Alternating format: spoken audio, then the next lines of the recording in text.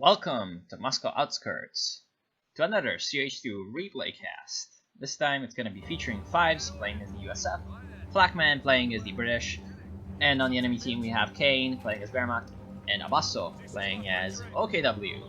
We're going to have an interesting four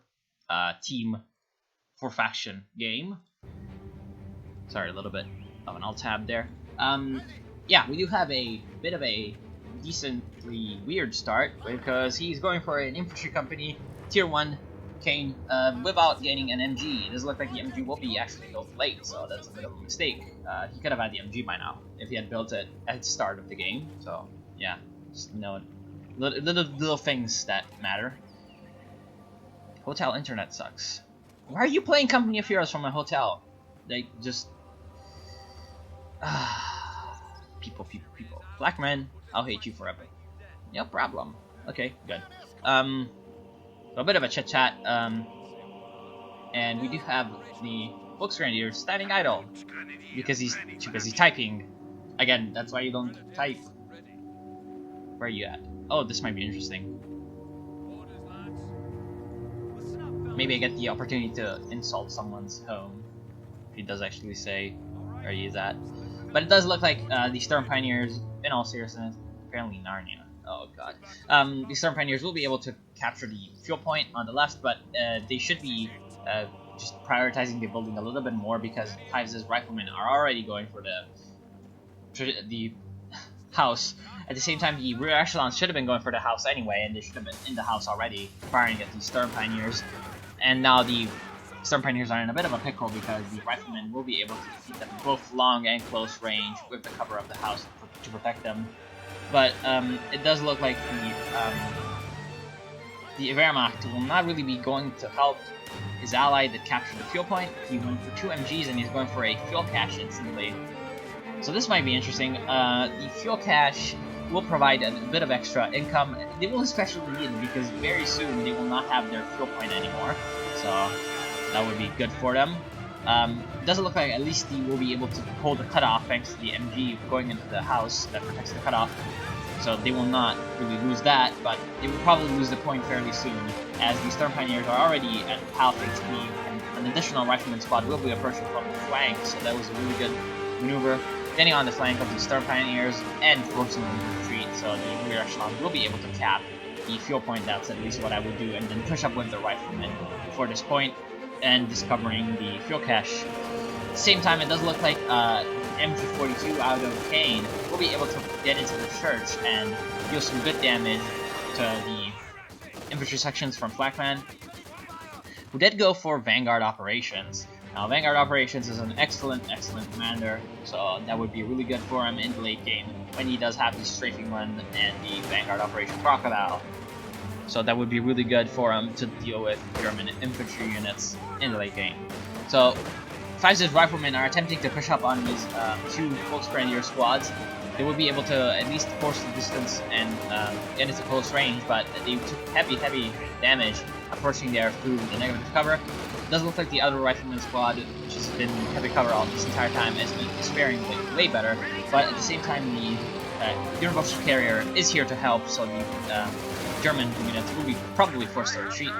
We do have a mortar being built by Kane, 2 mortars actually being built by Kane, which might be a good idea, especially if the British decide to play defensively and turtle up, especially also because the Americans do have a little bit of a defensive position over here at the fuel point, so that would be really good to have the mortars to flush out any kind of that. So we do have Defected Flakman is playing Company of Heroes while on a business trip, so I can probably send this to his boss for a bit of money and get him fired. Other than that, he's not playing like he's trying to work. Yeah, still time to play, respect. No, more like he ran away. And then he's gonna go to a brothel after this game, probably. But yeah, other than stupid shit, it does look like there's a bit of a lull in the fighting. The Universal Carrier does have the MG upgrade, so it will not be too effective against the building, but it will be pretty effective against infantry in the open. Especially these Storm Pioneers with low HP will be a bit of an easy target. The Finnish coalition playing from Poland and Finn. Okay. Oh, so these guys are okay. These guys are Finnish. See, it's like I've been learning more about the lives of these guys than their play, because they're really playing very defensively. And honestly, this is not favoring the Germans as much as normally playing defensively. It favors the Germans, as this squad really should retreat. Okay, finally, it does retreat and barely escapes these pioneers. Normally playing defensive favors the Germans, but that is assuming that they have equal territory. But the Germans right now really are in a bit of a struggle because they are lacking in fuel. They do have 2 fuel caches, but they really lack in both strategic points and fuel points.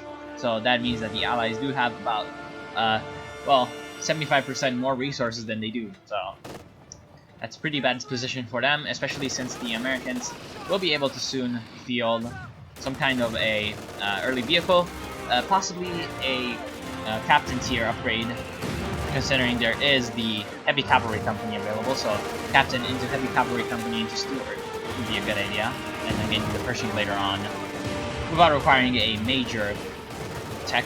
So the Lieutenant was pretty successful in its flank against the MG, but some good play by Abasso will force away the flanking American infantry, who were in negative cover. So good counter flank by these Volksgrenadiers, but at the same time the Universal Carrier is attempting a bit of a push against the mortar, but all these Volksgrenadiers will be able to force it away thanks to just the sheer firepower of 15 men. Doesn't look like also a American infantry squad attempted to push through the center into the MG, which of course failed because, well, it's an MG. And on the right side, the MG could at least be the MG-42 could at least be trying to capture the munitions point, because the Americans are also, or rather the Western Allies are also controlling both of the munitions points, which is really good for them. They will be able to upgrade a lot of their units with bars and Brens, which they should be doing as soon as possible because they have also the fuel advantage, so it will not be too much of an issue for them to spend that extra fuel on weapon racks.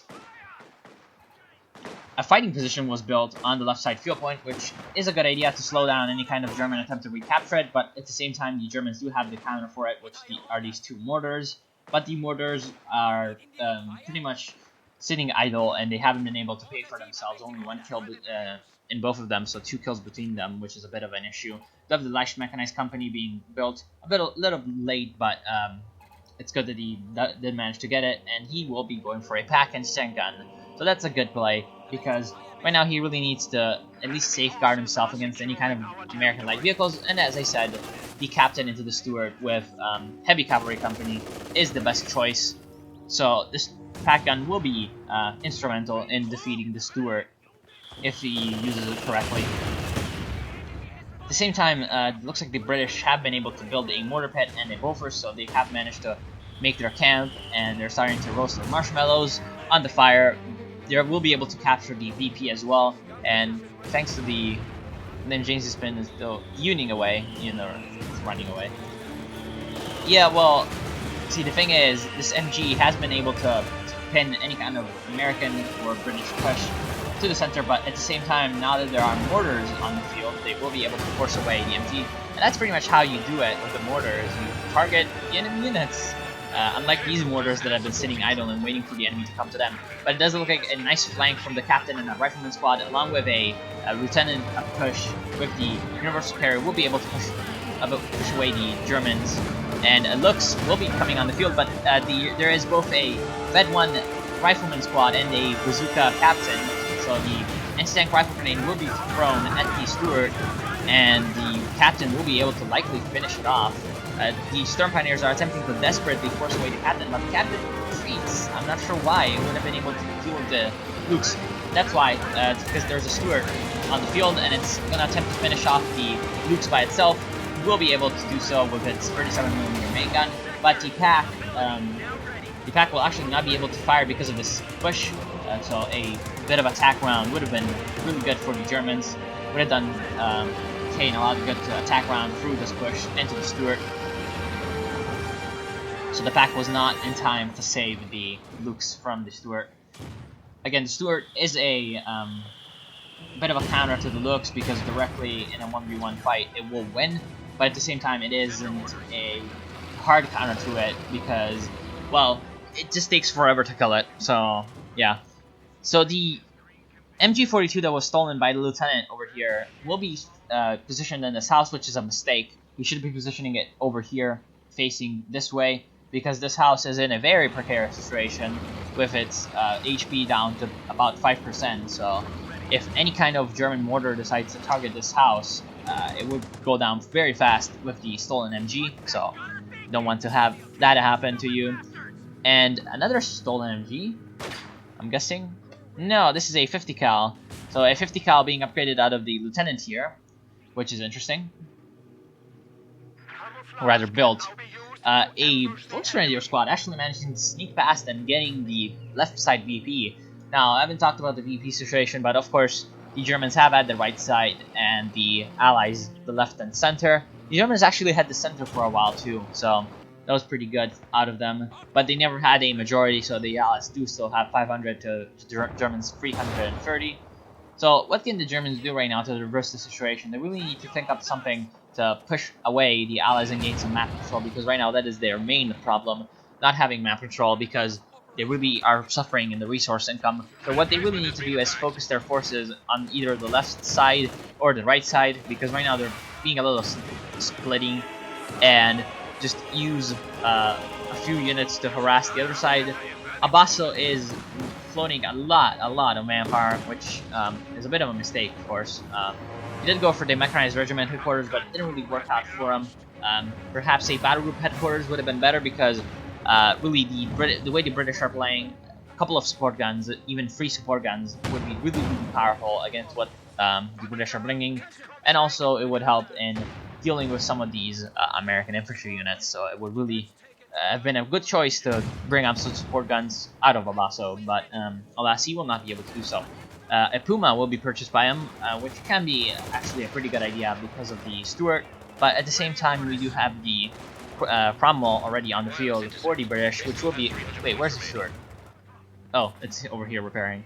Okay, so really 5 should be paying a bit more attention to his units, because there's a lot of his units that are idle, especially this vehicle crew, which now did get back into the Stuart, and also these American riflemen could be going for a flank as soon as possible, and also there's nothing going in capping this point, even though there's 2 units idle over here that can be doing the job.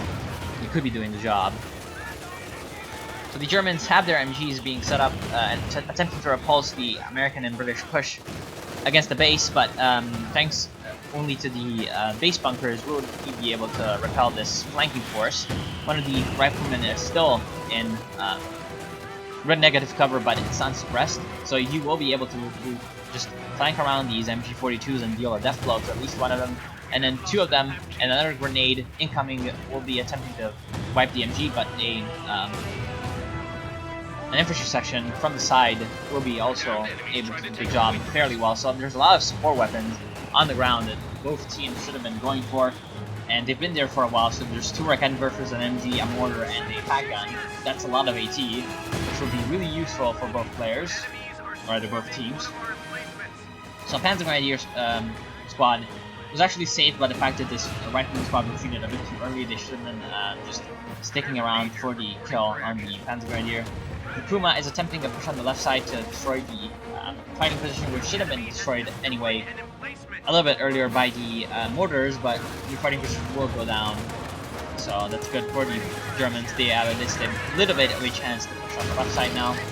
And the Cromwell on the right side will be pushing away this harassing Volksgrenadier squad along with the Universal Carrier, so soon enough black men will be able to send in some infantry to capture this right point. Looks like he will be going for a lot of Cromwells, which is a possibly good idea, because he will be using that to push his early advantage in fuel, getting out as many cheap and effective medium armor units as possible.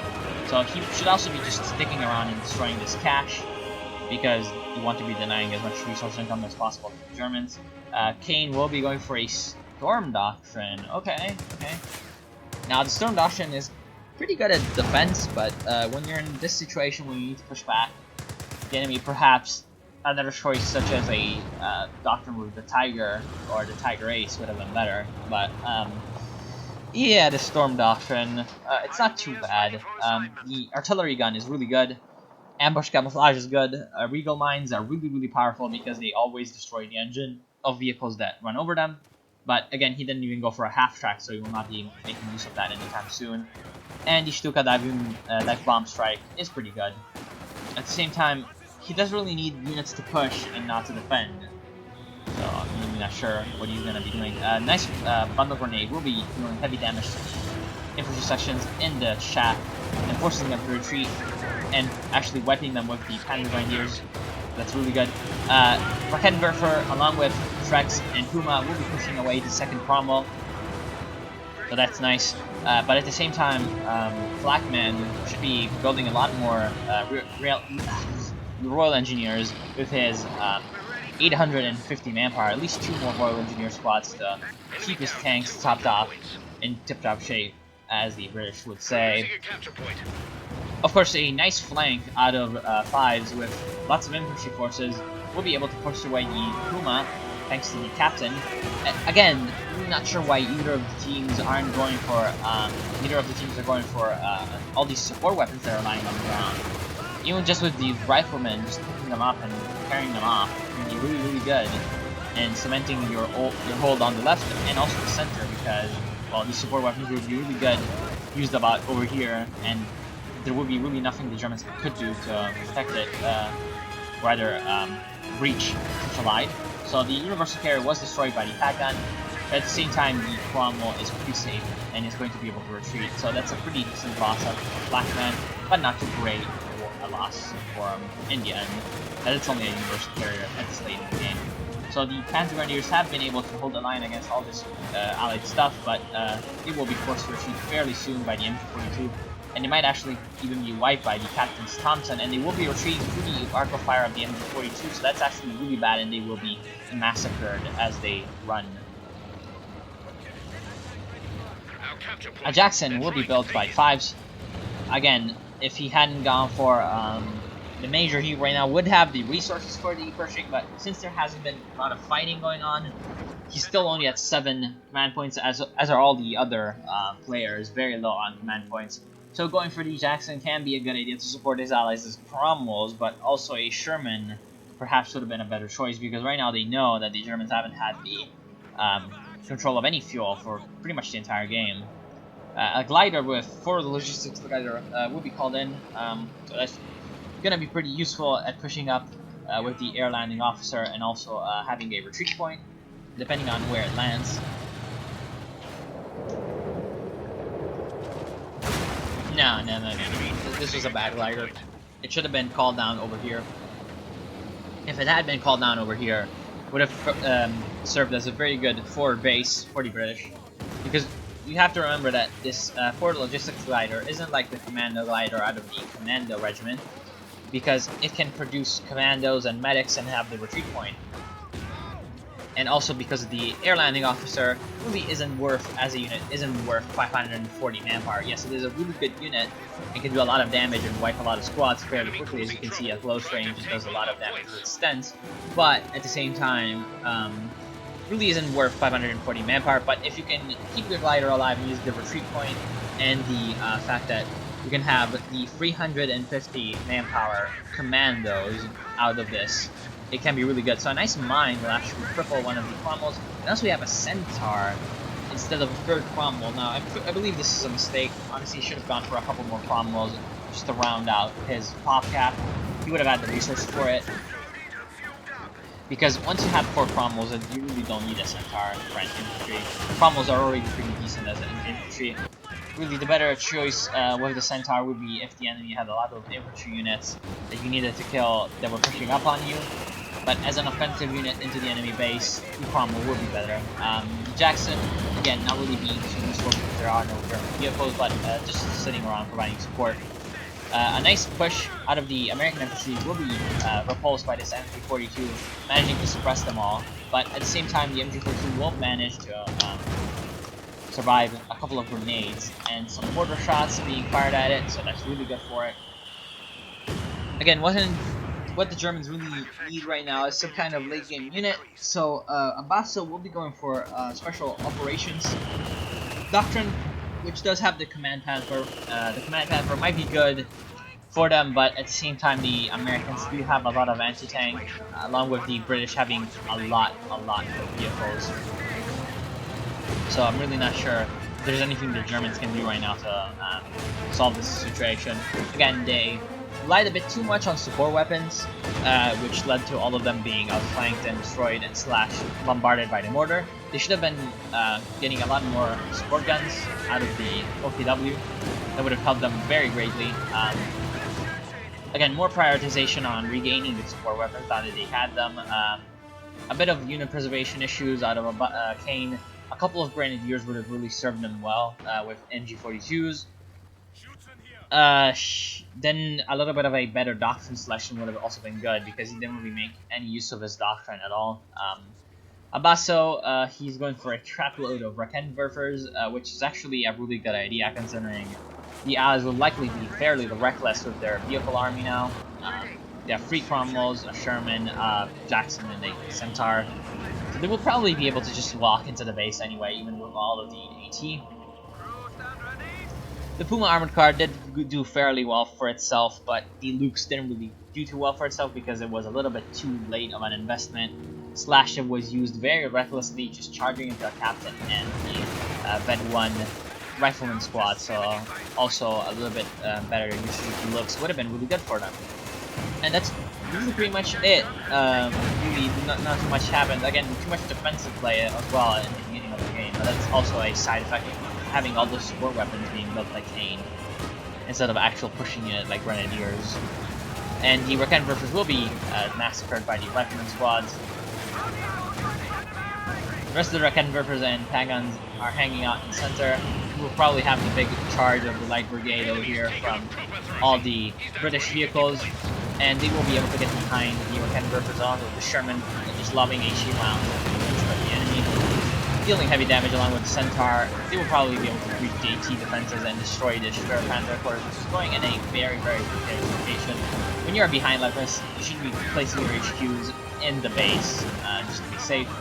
But again, it doesn't really matter at this point. And the Panzer Headquarters will be actually managing to set up, but it will probably die fairly soon. Sherman also managing to penetrate the Puma with HE rounds selected, so that's going to be interesting. Some more explosions before the game ends, so thank you, Michael Bay. And that's probably GG, so I want to thank you all for watching. Hope you learned something, I hope you enjoyed, and I'll see you soon. Panzer IV actually being built, so that's pretty impressive that they managed to get out a tank. But again, that's because of the fuel caches that they built. So the fuel caches were a good idea. I'm not going to complain about that. Poor Panzer Grenadiers being massacred by the Centaur. RIP.